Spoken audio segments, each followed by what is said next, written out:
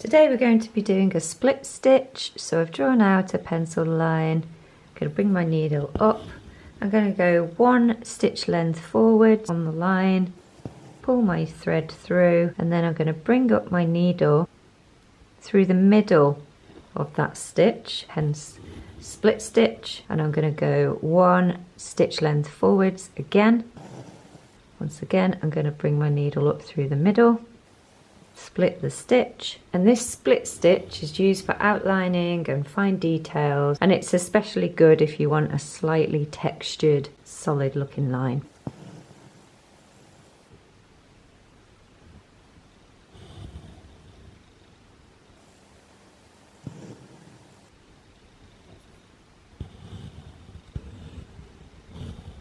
And then on my final stitch, just to tidy it up a little bit and finish it off, I'm going to split that last stitch and then take my needle down at the end of it.